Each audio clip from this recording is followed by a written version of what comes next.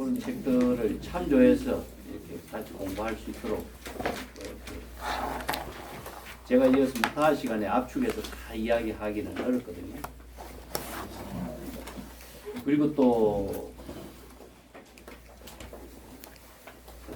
지금 이번 시간에는 이제 뭐 여기 종교와 과학이라든가 이런 부분도 이야기할 점이 많지만 그런 좀 참조하시고 오늘 시간에는 그 깨달음의 내용, 깨달음의 문제를 갖고 들어가겠습니다.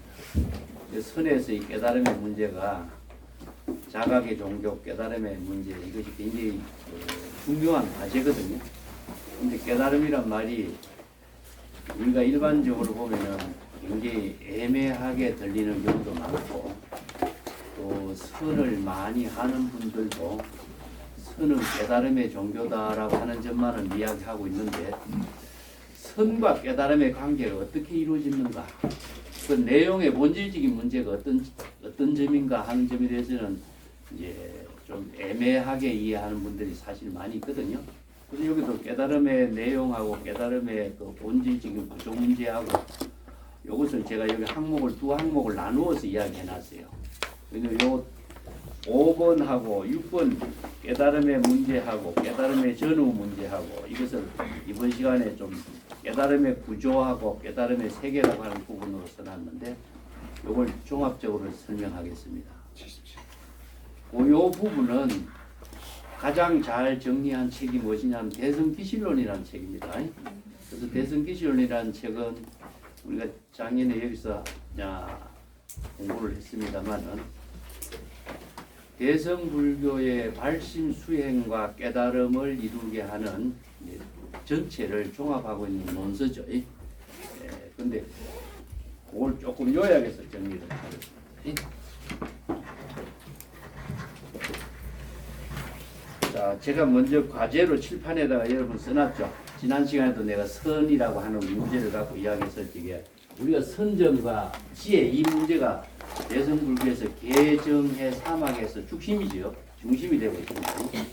여기에서 이제 개라고 하는 것은 하나 더 넣으면은 개정해 사막인데 불교의 모든 수행, 원시불교, 대성불교, 뭐 선불교 어디 있어라도 개정해 사막으로 정리가 되고 있어요. 그 육바라밀이라든가 37 조도품이라든가 모든 수행이 사실은 개정의 사막으로 정리되는데 개는 조금 이제 달리 정리할 수가 있어요. 이거 뭐냐면은 수계 설법이라든가 의식을 통해서 종교 의례로서 이제 수계 설법을 만들어 이제 체계가 있기 때문에 달리 하고 수행은 전부 다 불교의 깨달음을 이루는 수행은 전부 다 이제 선정하고 지혜를 말하거든요. 이걸 이제 합쳐갖고 선정과 지혜인데 지난 시간 우리가 선정의 5가지 이야기했죠, 그죠? 선정 수행을 많이 지금도 여러분들 남방에 가서 이파사나 공부하고 사념서법 수행하고 뭐 여러 가지 수행법을 이야기하는 사람들이 굉장히 많이 있습니다. 그것은 이제 전체적으로 보느냐 부분적으로 보느냐 하는 문제가 있어요. 그래서 안목이 있는 사람은 전체적으로 볼 수가 있고 안목이 없는 사람은 부분만을 가지고 자기가 주장하고 있는 것이 이게 선이다, 깨달음이다 이렇게 이야기를 해요. 그래서 제가 5가지 선정을 불지견을 갖고 설명을 했죠, 지난 시간에. 자, 오늘 선정하고 지혜를 깨달음의 문제로 한번 정리해 볼게요. 이것은 우리가 이제 일체 중생이 뭐 본래 구족하고 있는 진여라고 하는 그 진여법이거든요. 요걸 이제 진여가 지혜로 이루어지고 있는 것을 법이라고 표현하고 있는데 불교는 법이라고 하는 이 글자가 인과 연의 관계로서 이루어지고 있는 관계를 법이라고 하거든요. 근데 이 법이 법칙성의 법을 지니고 있어요. 법칙성이. 그렇기 때문에 이제 수학 공식과 똑같은 구조를 갖고 있습니다. 내가 지난번에도 한번 이야기했습니다만 사람이 주장하고 있는 종교나 사상은 사람의 말에 따르고 사람의 말에 의존하는 것이 되지만 불교는 사람의 말에 의존하는 종교가 아니거든요.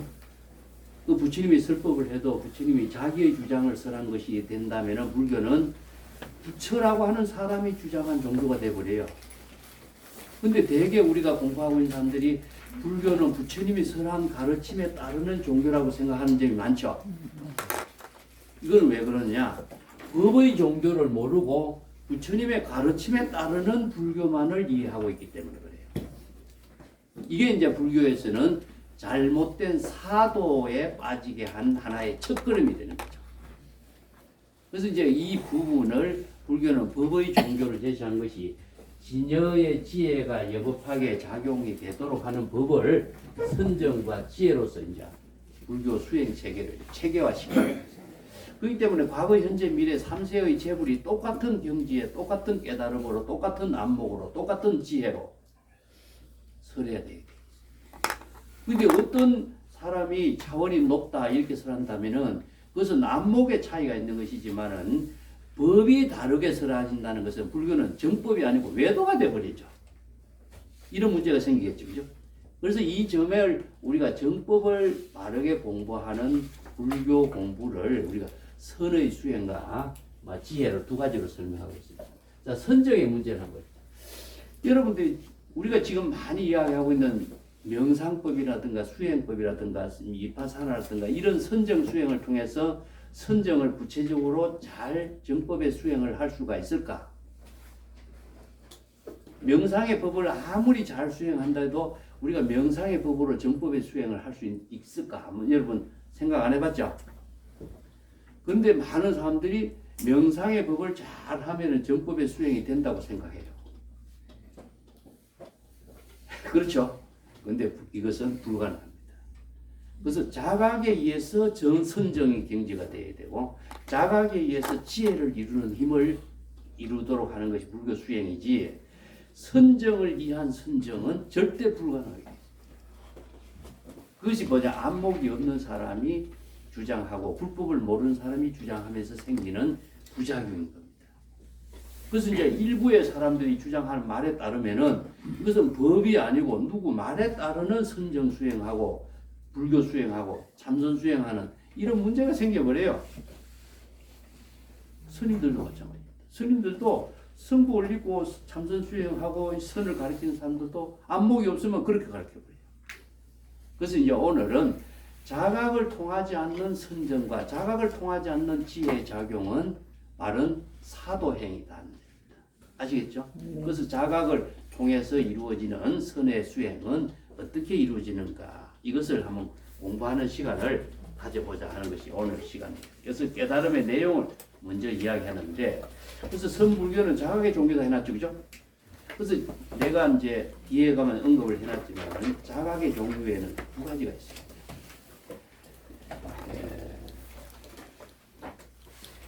요 선정을 이루는 자각은 신심 수행을 이루는 자각입니다. 신심 수행을 통해서 이루어지는 경계. 신심은 무엇이냐? 중생의 마음을 진여 일심을 부족하게 하는 신심. 그래서 중생심을 불심으로 바꾸는 수행입니다. 이건 나중에 다시 풀어드리겠습니다. 여러분들 초발심이 정각이다 말하죠, 그죠? 네. 초발심을 망념을 깨닫는 것이 초발심인데. 초발심이 정각이라는 경전의 법문은 알지만은 초발심을 어떻게 이루어야 될 것인가 잘 모르는 경우가 많이 있죠. 네. 이게 안목이 있어야 되는 거죠. 내가 정법과 사법을 판단할 수 있는 안목이 있어야 내가 망념을 자각하게 되겠죠. 그죠? 그래서 망념을 자각하는 것이 초발심을 이루는 정각이 돼요. 그러면 진심수행은 우리가 중생심에서 진여 본심을 부족하는 수행이 됩니다. 이것이 진심수행이고 지혜의 순정은 방편수행입니다. 그래서 이제 이 두 가지 수행 구조를 통해서 신심을 이루는 수행도 깨달음을 통해서 이루어지고 방편을 이루게 하는 수행도 깨달음을 통해서만 이루어져요. 근데 이것은 자의적으로 이루어지는 깨달음이 아니고 여법한 경전의 법문에 의해서만이 깨달음을 이루어야 정법 수행이 돼요. 이 구조를 제가 조금 이제 이걸 지우고 다르게 또 표를 하나 그리겠습니다. 여기서 이제 진여라고 하는 것을 불교에서는 항상 이야기합니다. 진여란 말은 여러분 상식적으로 꼭 알아두셔야 돼요. 우리가 참된 본래 그대로 여여하게 지혜를 이루는 근본 이런 뜻이거든요. 그래서 여라고 하는 말 다른 말 한다면 이건 열애입니다. 열애. 참된 진여의 지혜를 이루는 경지는 우리들이 모두 불성을 구족하고 있습니다. 그래서 불성의 지혜의 작용을 바로 우리가 진여라고 합니다. 근데 본래 부족하고 있어요. 일체 중생이 모두 불성 부족하고 있다 그랬죠.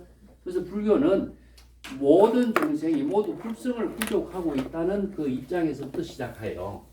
그래서 이제 진여의 불성을 본래 깨달음으로 이루게 하는 것이 이제 불교의 수행인데, 여기서 이제 좀 표를 그릴게요. 신, 중생신, 예? 불신, 이렇게 세 가지. 그래서 환경에 보면 이 마음은 중생의 마음이나 부처의 마음이나 차별이 없다고 해놨죠, 그죠? 여기 뭐냐?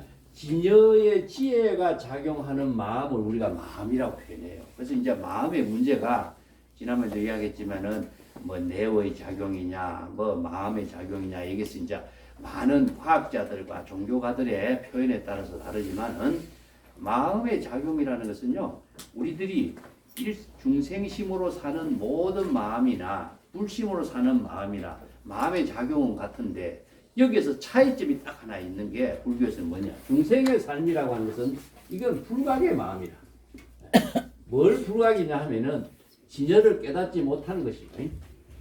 진여 본심의 지혜를 이루지 못한 중생심. 그래서 중생심은 전부 다 업을 지어요.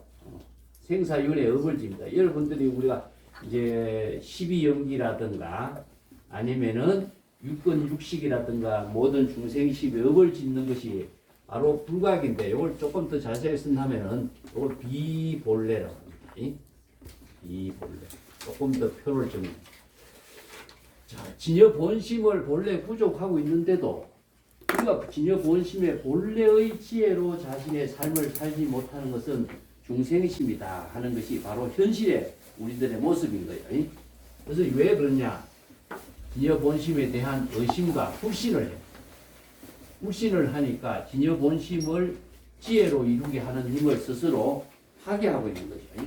그래서 중생이 불각의 상태가 돼서 중생은 모든 업을 짓게 되는 것이고, 또 이것은 또 자세하게 좀 설명하려면은 이원론적인 사고를 갖고 있다. 나와 남을 구별하고 선과 악을 나누고 이런 이제 모든 분별심, 차별심으로 해서 이원론적인 사고의 의식을 갖고 사는 것이 중생의 삶이다. 이런 점입니다. 그래서 이제 이 중생심으로 살게 되면 우리가 보통 사는 현실의 삶을 세속의 삶이라고 하는데, 세속의 모든 중생의 삶에는 중생심으로 살고 있어요. 그래서 이걸 사바세계라고도 이야기하고, 뭐 오타각세라고도 이야기하고, 생사윤회하는 세계라고도 이야기하고, 그래서 중생의 세계를 이렇게 표현해요. 그런데 우리가 비본래라고, 불교에서는 이걸 중생심의 세계를 비본래의 삶인데, 우리들은 어떻습니까? 그냥 본래 우리 이렇게 살고 있는 걸 생각하죠, 그죠? 비본래라고 생각 아무도 안 하죠. 이게 당연히 바로 우리가 살고 있는 모습이 본래의 모습이라고 생각해요. 근데 불교의 시각에서는 그렇게 안 봅니다. 그러면 본래는 어디냐? 바로 이게 본래입니다. 우리는 본래 청정한 열애의 지혜로 사는 본래의 모습을 부족하고 있어요. 그래서 선에서 이걸 본래 면목이라고. 본래 열애의 지혜로 청정하게 살고 있는, 그래서 자성이 청정심이라든가, 자성은 본래 청정하라든가, 물이 흘러가는 것처럼 항상 정화 능력을 지니고 있다든가, 또 만물에게도 생명수를 제공해 준다든가, 또 열애의 지혜가 모든 공덕을 이루고 성업을 이루고 수승한 업을 이룬다는 것은 지혜와 공덕을 통해서 만물에게도 모든 힘을, 방명을, 또 에너지를 나누는 힘을 제공해 주고 있는데, 우리가 그런 삶을 살지 못하는 것은 무엇이냐 하면은 본래 면목의 삶을 우리는 살지 못하고 중생심으로 살고 있기 때문에 그렇거든요. 그래서 불교에서는 본래 면목을 회복하도록 불교에서 이제 수행법을 제시한 겁니다. 자, 이것을 이제 진여 본심으로 사는 모습을 신심이라고 표현해요. 그래서 내가 아까 신심 수행했죠. 네. 자, 신심, 불이 신심이에요. 여기 이제 신심명에 썼는데, 신이라고 하는 글자가 참 불교에서는 부처님을 믿는다, 이런 믿을 신자로 이렇게 이해하면 안 됩니다. 신은요, 진여 본심의 지혜를 이룬 경지와 하나된 상태를 말해요. 그래서 이제 그 우리 언어의 그 한글로 번역하는 신자를 전부 번역하면 믿음이란 말로 번역이죠. 그래서 믿음은 대상이 됩니다. 대상을 믿게 되면 불교의 본질하고 어긋나 버려요. 그래서 이걸 신이란 글자가 참 어려워. 그래서 황환경에 유명한 말이 있죠. 신이 도의 근본이요, 공덕의 모체다, 이런 말이 있습니다. 요 구절은 꼭 알아두시고, 내가 이 책에도 어디 써 있을 겁니다. 신은 도를 이루는 근본이다. 도는 뭐라고 했습니까? 바로 지혜를 이루는 것이 도라 그랬죠, 그죠? 이게 지혜를 이루는 근본이 되는 것이 뭐냐? 진여에 대한 신심입니다. 그렇기 때문에 신심은 진여 그 자체에 대한 신심이 지혜를 이루게 하는 근본이 되고, 진여에 대한 신심으로서 지혜와 자비의 공덕을 이루게 하는 근본, 모체가 된다. 이거 어머니라고 번역하면 안 됩니다. 모체라고 하는 것 자체가 모든 생산 능력의 주체를 말합니다. 그러면 여기서 지혜와 자비의 공덕을 이루는 모체가 진여란 말이고, 도를 이루게 하는 근본도 진여란 말이죠. 그죠? 그래서 불교에서 진여에 대한 신심이 본래 면목입니다. 그래서 진여에 대한 신심을 구족하지 못하면은 우리가 부처의 지혜와 선정과 지혜, 부처의 지혜와 자비의 공덕, 이것이 이루어지지 않아요. 그래서 여기에서 이제 제가 요 선을 가운데 끊어놓은 이유예요. 요 짝은 중생심입니다. 이게 비본래에 살고 있는 모습이고, 자, 진여에 대한 신심을 구족하게 되면은 본래 면목의 지혜로, 열애의 지혜로 지금 여기 우리가 공덕을 이루는 삶을 실행할 수 있는 거예요. 그래서 우리가 열애가 선호념이란 말 쓰죠. 네. 금강경에. 열애가 잘 보호해준다. 선호년 제보살.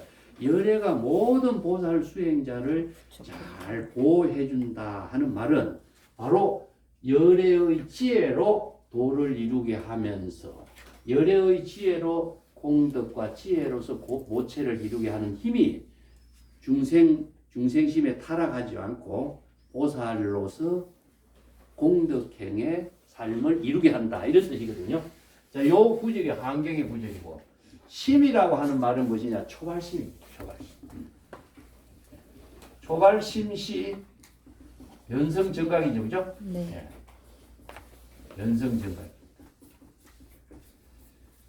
자, 이 초발심을 이루게 하는 것이 제가 이렇게 또 불직인이 있어야 된다고 그러죠. 그래서 우리 초발심을 다름하면 발보리심, 발심, 발안욕 따라 삼약 삼보리심, 이게 전부 다 초발심입니다. 근데 초라고 하는 말은요, 본래란 뜻입니다. 처음이라고 하는 의미는 본래란 뜻입니다. 왜냐하면은 우리의 마음이 시간적으로나 본래의 마음으로서 우리가 삶을 이루게 하는 것이 우리가 진여의 지혜거든요. 그래서 처음이라고 하는 시간으로서 설정해버린다면은 처음이나 끝이나 이게 이원론적인 사고에 떨어져요. 그래서 우리가 경전에서 보면은 고불심이라든가 이런 말도 쓰죠. 애꽃자를 쓰죠. 이 애꽃자도 고불이라든가 애부처라고 이렇게 번역하면 안 돼요. 본래 부처예요. 그래서 본래 그 이제 법화경 같은 데 구원실성이라고 쓰는데 옛날 오래 전부터 있는데 그런 표현인데 무시 이래로 처음부터 이런 뜻인데 본래부터라는 뜻입니다. 그 본래라고 하는 의미가 무엇이냐 하면은 시간적으로 공간적으로 본래라고 하는 말이 아니라 본래 면목의 지혜로 이루어진 그 자체를 본래라는 뜻입니다.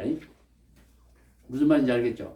근데 시간적으로 공간적으로 불교에서는 어떤 하나의 설정을 해서 시간에서부터 출발하고 공간적으로 다른 공간으로 이동하고 이런 불교는 없어요.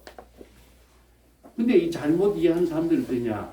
수행해서 깨달음으로 간다 생각하거나 중생의 세계에서 깨달음의 세계로 옮겨간다고 생각하거나 이런 생각을 하기죠. 보통 그렇게 생각하고 있죠. 네. 이게 바로 불교의 사도에 빠지는 거예요. 그래서 이 깨달음의 구조 체제를 잘 모르게 되면은 경전에서 설하는 언어를 자의적으로 해석하게 되면은 중생에서 부처로, 미혹에서 깨달음으로, 이게 공간적인 이동으로 변화된 것처럼 생각해 버려요. 그래서 깨달음의 구조적인 문제를 잘못 이해해서 생기는 오해가 많이 사도를 만들, 불교를 정법으로 못 만들고 이해를 못하고 사도로 이해해버린다 이거죠. 자, 여기서 이것을 신심수행이라. 신심수행은 뭐라고 했죠? 선정을 이루는 수행이라고 했죠. 여러분들이 선정을 이루려고 아무리 선정을 수행하면 결코 선정의 세계를 이룰 수가 없습니다. 왜냐? 선정의 세계는 어떤 경지가 선정의 세계냐? 망념이 없는 경지가 선정의 세계라고 생각하죠. 그죠? 망념이 궁극적으로 망념이 다 비워진 구경각의 경지가 망념이 없는 경지인데 열애의 깨달음의 경지가 구경각이에요. 진여의 근본으로 되돌아간 경지가 구경각인데 그 구경각을 선정을 통해서 구경각의 경지를 이룰 수가 있느냐? 이건 불가능해요. 그러면 구경각을 이루는 경지는 어떤 경지냐? 망념을 자각했을 때 구경각이 이루어져요. 그래서 초발심을 이룬 그때가 바로 정각을 이룬 구경각의 경지가 됩니다. 그래서 정각이라든가 도를 이루는 근본, 공덕의 모체가 되는 진여의 경지를 회복하는 것을 궁극적인 불교의 선정의 세계라고 해요. 그래서 선정은 수행으로 이루어지는 것이 아니라 깨달음의 수행을 통해서 이루어집니다. 자, 이거 구조를 설명할게요. 중생심을 제가 불각이라고 했습니다. 중생심을 불각. 그래서 중생심의 불각이 불심은 여기서 정각입니다. 불심은 정각입니다. 우리의 마음이 본래 청량한 마음인데 자, 여러분들이요, 우리가 심의식 세 가지의 구조가 있습니다. 마음으로 작용하는 것을 요새 심리학자들이 지정이로 설명하죠. 그죠? 지는 무엇이죠? 어떤 사물을 인식하는 것을 지라고 그러죠.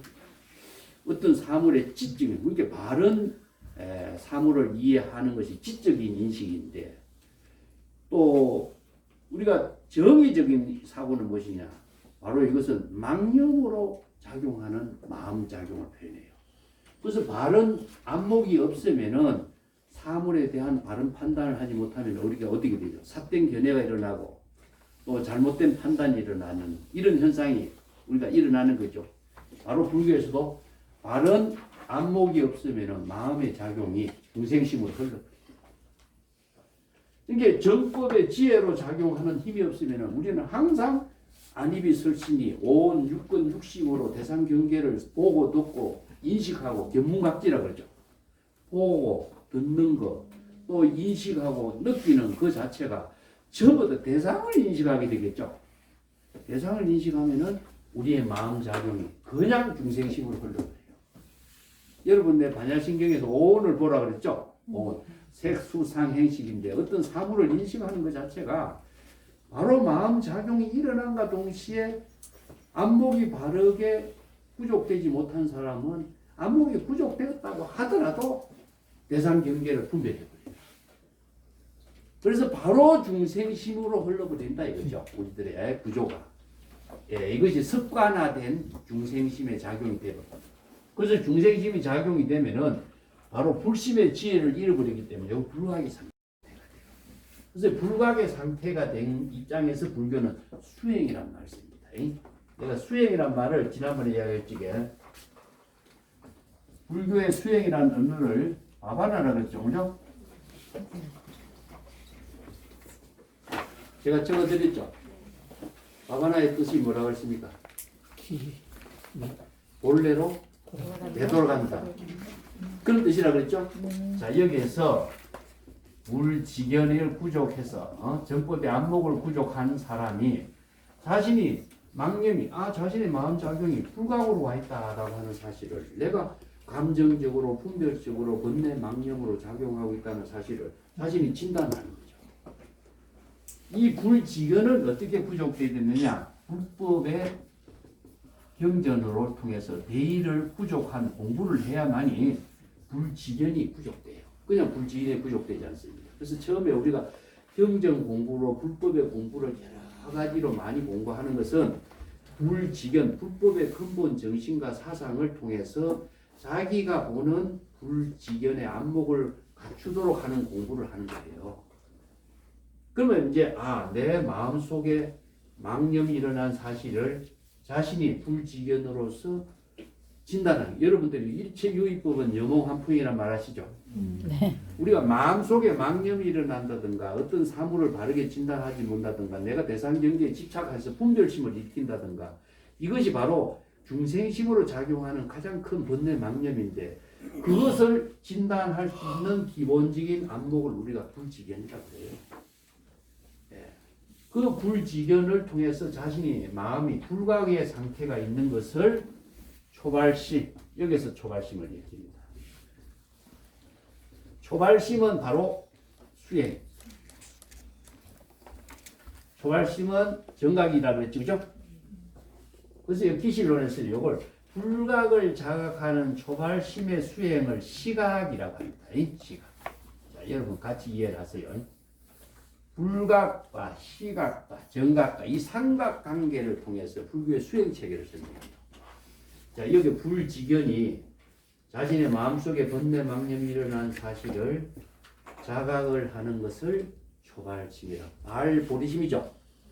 자, 여러분 경전에서 발안욕따라 삼약 삼보리심, 발보리심 수없이 많은 보리심, 발심을 이야기하는데 이 발심이 바로 정각을 이루게 하는 발심입니다. 자, 이것을 수행과 깨달음이라고 표현하는데 불교에서는 수행과 깨달음을 둘로 나누면 안 돼요. 제가 불이법문 이야기했죠. 자, 여기서 초발심하고 시라고 하는 것은 동시를 말해요. 동시. 초발심과 정각은 불이다. 불이법문. 그래서 불교의 수행은 전부 다 불이법문으로 이루어져 있어요. 이게 방편법문 수행의 모든 불교의 가르침은 불이법문이 되지 않으면 이 불이를 근본기는 뭐냐? 진여일심의 지혜를 불이라고 합니다. 아시겠죠? 그래서 불이법문이 된다라고 하는 것은 진여일심의 지혜가 이루어지는 경지를 불이라고 하는데 왜 불이법문이 되느냐 한번 봅시다. 자, 여기서 불지견으로 번뇌 망념을 자각하는 불각의 번뇌 망념을 자각하는 초발심을 시각이라고 합니다. 이 시각이란 말은 처음 깨달음을 이루었다는 뜻입니다. 처음 깨달음을 이룬 그 마음이 진여본심이에요. 그러면은 정각으로 깨달음은 마음을 이룬 그 마음도 진여본심이에요. 그렇죠? 그렇기 때문에 시각의 마음하고 정각의 마음이 다 진여본심이죠. 그렇기 때문에 시각과 정각은 분리가 되는 겁니다. 그래서 불교에서는 수행과 깨달음을 둘로 나누지 않습니다. 수행과 깨달음도 분리라. 요걸 이제 수, 정, 불이 그럽니다. 자, 여러분들이 참선 수행하는 사람들이 많은 사람들이 보면은 수행을 많이 하면은 언젠가는 깨달음을 이룰 것이다. 수행을 왜 하느냐? 깨닫기 위해서 수행한다. 이런 말 많이 들었죠? 네. 이것이 바로 여러분들 안목에서 볼 적에 불법의 정법의 안목에서 볼 적에 사도입니까? 정도입니까? 사도. 나오겠죠? 이런 안목이 여러분들이 갖춰지는 것이 불지견이에요. 그래서 수행해서 깨달음을 이룬다. 깨달음을 얻기 위해서 수행하는 것을 대오선이라, 깨달음을 기다리는 선이라 그래요. 이런 수행은 영원히 깨달음을 이루지 못해요. 왜냐? 그 깨달음을 기다리는 그 망념 속에서 벗어날 수가 없어요. 그렇기 때문에 그런 망념을 가지고 수행하는 사람은 선정도 이루지 못하고 지혜도 이루지 못해요. 그렇기 때문에 수행을 선정을 이루는 수행을 한다고 하는 수행도 잘못된 것이고 지혜를 이루고자 하는 수행을 한다 하는 것도 잘못됐죠. 네.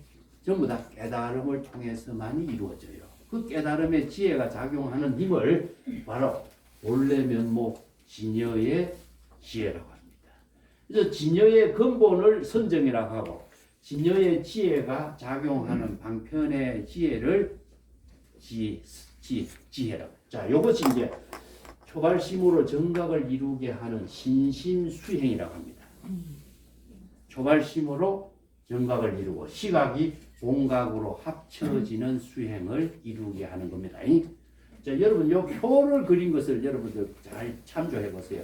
이 표를 보면은 조금 구조적으로 여러분들 이해가 되겠죠, 그죠? 예. 자, 여기서 진여나 불성이나 뭐 이거 다 똑같아요. 근데 진여의 지혜가 여여하게 지혜로운 생명으로 이루어진 것을 열애라고 합니다. 열애. 열애, 여여, 여법, 여실 이런 말 여자를 많이 쓰죠. 네. 이것은 본래 그대로라는 뜻입니다. 본래 자연 그대로 외부의 힘에 의존하지 않고 그 진여 그 자체가 지혜로 작용하고 있는 그 모습, 그 상태, 그 실상 그것을 여여라고 하는데 여여의 경지를 이루게 하는 수행을 신심수행이라고 합니다. 신심수행은 진여 본심으로 되돌아가는 수행인데 신심수행이 부족된 경지를 바로 선정의 경지다. 그리고 선정의 경지라든가 지혜의 경지라든가 이것을 구분을 또 하면 안 돼요. 사실은 이것은 우리가 구조적인 수행 체계를 이해하기 위해서 내가 이렇게 나눠서 설명하는 겁니다. 예. 자, 여기에서 이제 불각에서 정각으로 불직연으로서 불각을 자각하는 시각에서 정각으로 이런 삼각관계를 통해서 불교의 수행 체계를 깨달음의 구조로서 이루어지는 관계를 설명하고 있습니다. 자, 이 두 법문은 환경에서 선한 법문이에요. 여기 신심수행인데 여기서 신은 신이 동 진여 본심과 부의 경지를 이룬 경지고 심은 무엇이냐 초발심인데 신심 불이 신심 신심을 나눌 수 없어요. 왜냐 진여 일심의 지혜로 이루어진 경지니까. 자, 이것을 신심인데 선에서는 이것을 자, 어떻게 나중에 설명하냐면은 염기적각 이렇게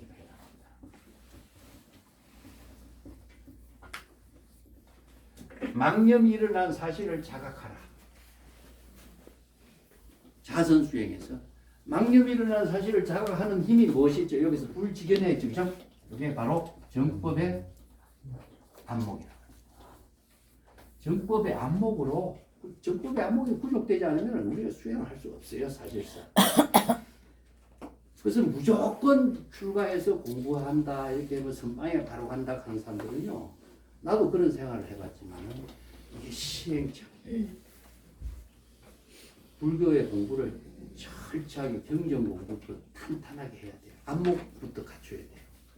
그래서 바른 수행을 할 수 있도록 해야 이 교육 체계가 바른데 그냥 선방에 가서 공부하면 된다. 뭐 한 소식 하면 된다. 이거 지금 아주 잘못된 수행의 길로 인도하는 거예요. 안목을 갖추어야 바른 수행을 한다 하는 것이고 그것이 바로 중생심을 불심으로 전환하게 하는 힘이 여기 안목에 있습니다. 요게 이제 나중에 내가 다음 시간에 가나선의 수행 체계를 갖고 설명을 또 하겠어요. 여기서 가나선 수행 체계도 이 구조인데 여기서 방편을 사용하는 것만 달라요. 예. 그래서 오늘은 여기서 이제 자각의 문제로만 이루어진 경지를 제가 설명을 하는 겁니다. 자, 망념이 일어난 사실을 자각하는 것이 불직이라고 그랬죠. 여기서 자각을 하는 깨달음을 아무리 망념이 일어난 것을 자각하고 망념이 일어난 것을 자각을 한들 그것으로서 깨달음의 경지가 완전한 구경각의 경지에서 열애의 경지에서 내가 바로 공덕행을 할 수 있을까요? 자, 한번 보죠. 선정의 경지는 잘 이루었지만은 방편의 지혜가 없으면요 공덕행을 이루지 못해요. 자, 그래서 수행 체계를 여기서 선정의 경지를 이루는 수행을 신심수행이라고 합니다. 아시겠죠? 그러면 여기에서 정각을 이룬 힘에서부터 해가 부족돼요. 자, 진여 불심의 지혜가 선정과 지혜로 이루어지게 하는 구조를 어떻게 보냐? 우리가 중생의 번뇌 망념에서 진여 본심 본래 면목의 깨달음은 회복을 했지만은 또 망념이 또 일어나면 또 중생집으로 타락하겠죠, 그죠? 그렇다면은 중생심으로 끊임없이 왔다 갔다 하다가 한 평생 다 보내는 거 아니에요. 요거 불각이라고 했습니다. 범부선이라고 했습니다. 그래서 아무리 수행이지만은 깨달음을 이루는 망념을 자각하는 수행이지만은 망념을 자각하는 수행으로서는 어리석은 수행밖에 안 돼요. 그래서 이승의 수행자는 망념을 소멸해서 아란의 경지를 이루고 망념을 모두 다 없앴다 살적이라 그랬죠. 왜 도둑을 다 죽이느냐 하면은 지혜의 생명을 도둑질하는 중생심을 죽였다는 뜻입니다. 그래서 지혜의 생명을 도둑질하는 중생심을 모두 다 죽였다는 의미로 살적이라고 해서 아란의 경지라고 이야기했는데 그 아란의 경지도 지혜 방편의 지혜가 없어서 그 한계를 벗어나지 못해요. 그래서 이제 대성 보살은 수분과 보살하고 열애, 재불 열애는 지혜가 부족해요. 이 지혜가 어떤 지혜냐 하면은 자 여기서 이걸 아공이라고 한다면은 자 여기서 방편의 지혜를 망념을 통해서 지금 여기에 모든 자신의 공덕행을 실행하는 힘이 발휘되겠죠.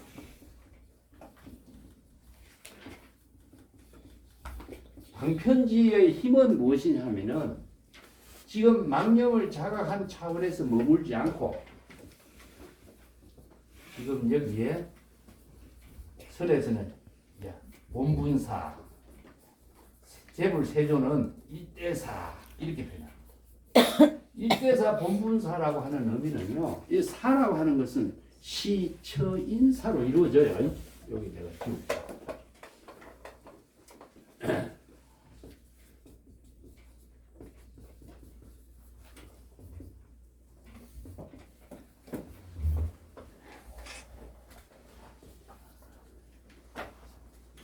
이것을 이제 불교에서는 시간과 공간에서 어떤 사람이 어떤 일이 이루어진 것을 시절 인연의 일이라고 합니다. 이걸 시절 인연의 일이라. 이걸 내가 이제 10시자로 표현해 볼게요. 자, 시간적인 축하고 공간적인 축에 여기 한 시점에서 우리들은 지금 다 살고 있죠. 근데 여기에서 살고 있다라고 하는 것은 시간과 공간과 환경에 맞춰서 각자의 일을 통해서 살고 있어요. 어떤 일이냐? 우리가 지금 마음속에서 대상 경계를 반영하고 있거든요. 의식의 일, 대상 경계를 분별하는 일, 사람과의 만나는 일, 자기가 어떤 연구를 하는 일, 공부하는 일, 모든 것을 인간은 일을 통해서 이루어집니다. 그 일을 방편의 지혜로서 실행하는 힘이 없으면은 그 일을 통해서 자신이 또 다른 업을 만들게 되겠죠. 그래서 이제 이 일을 자 재불이 설법한 일은 일대사. 재불이 열애가 출세한 것은 무엇이냐? 자기가 시절 인연의 방편의 지혜로서 정법을 계시해서 일체 중생이 모두 다 정법의 안목을 구족할 수 있는 법문을 설한 것이죠. 그것이 바로 재불 열애는 설법하는 일을 일대사 일로 했고 재불보살도 그 일을 통해서 자기 본분사로서 공덕행의 방편의 지혜로운 삶을 사는 일을 통해서 본분사로 살았어요. 근데 중생은 이 일이 전부 다 업을 짓는 일로 살고 있는 거거든요. 그래서 중생은 수행을 통해서 자기 본래 면목을 회복하는 일. 두 번째는 방편의 지혜를 구족하는 일. 이것을 수행을 통해서 익힌 힘에 의해서 자기 본분사를 열애의 지혜와 공덕행으로 살 수 있는 능력을 갖추도록 하는 겁니다. 이걸 이제 방편지로 부족하는 것을 방편 수행이라고 합니다. 자, 우리들의 구체적인 현실의 삶은요, 시절 인연에 따라서 지금 여기 자기의 본분사 일대사의 삶을 사는 모든 힘은 방편의 지혜의 힘에 따라서 살게 되어 있습니다. 여러분 그렇죠? 현실의 삶도 마찬가지고 불법 수행도 마찬가지인데 세간의 모든 일은 대상을 두고 있는 시간과 일이지만은 출세간의 일은 시절 인연과 함께 하지만은 업을 짓지 않는 일로서 성업이 이제 공덕행의 업을 본분사로 하고 있다는 거죠. 그래서 이제 똑같은 일이지만은 이 일은 진여 삼매로 이루어지는 일이고 이 중생의 일은 불각으로서 생사윤회의 업을 짓는 일로 이루어진 일이에요. 그 일은 이렇게 이제 차이가 있는 거죠. 그래서 여기서는 재불열애가 선정과 지혜, 진여 본심으로 방편의 지혜로서 지금 여기 자기 본분사 일을 실행할 수 있도록 하는 것이 불법 수행의 기본 핵심이에요. 그러면 이 방편 수행을 어떻게 해야 될 것인가 하는 문제가 있겠죠.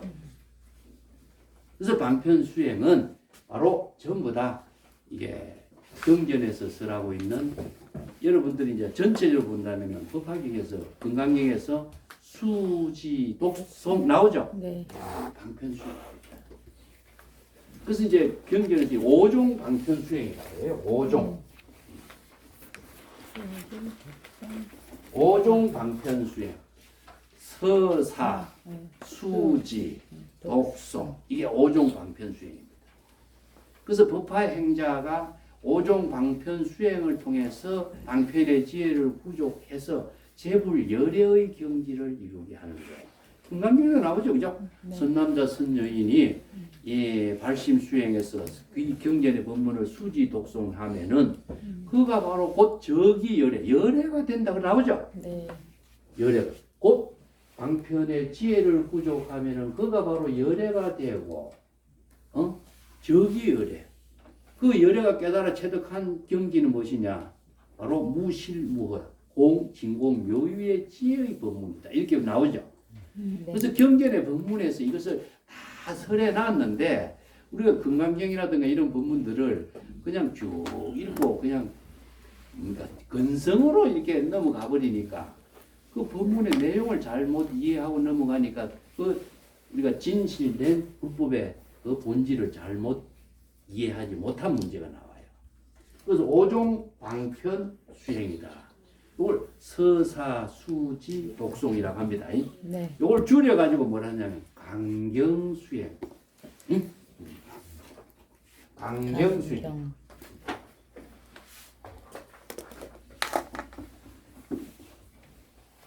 강경이란 말 알죠? 네. 그 다음에 우리 다음 시간에 하겠습니다. 간화수행. 이 두 가지가 방편의 지혜를 부족하는 수행입니다.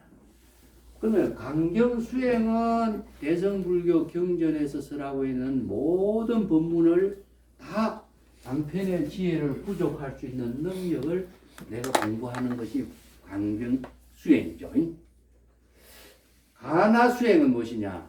중국의 조사선의 선생들이 설하고 있는 어록, 이 법문들을 전부 다 방편의 법문이에요. 선문답을 나누는 것도 방편의 법문인데 이 다양한 방편의 지혜를 부족하는 수행을 선생들의 어록과 법문을 통해서 내 방편의 지혜를 부족하는 수행을 하는 것을 간화수행이라고 해요.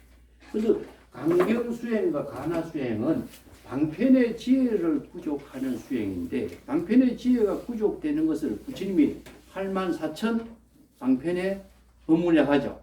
네. 왜 84,000이란 말을 쓸까요? 네?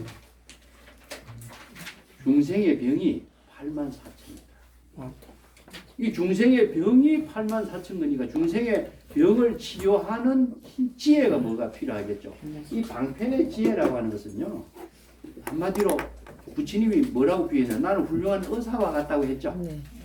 의사가 환자의 병을 잘 진단하는 게 불지결이고 환자의 병을 바르게 처방해주는 능력이 바로 제불의 방편의 법문을 제시하는 겁니다.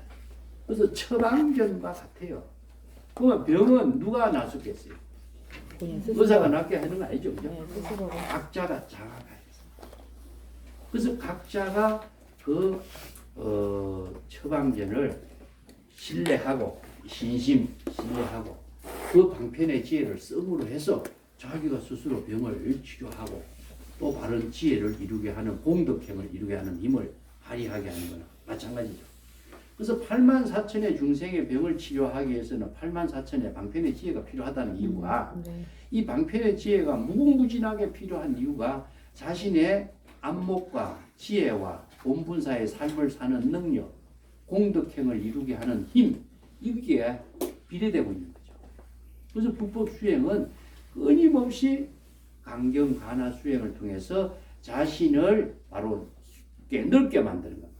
예. 그래서 이 방편의 지혜라고 하는 것은 하나를 통해서 하나를 이루었으면 끝나는 것이 아니라 이 방편의 지혜는 일사일지가 됩니다. 일사일지.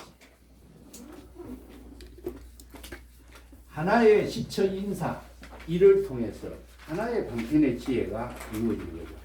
여러분들 우리가 경전에 보면요, 이 지자하고 해자가 이렇게 같이 써요. 네. 근데 이 해자하고 지자하가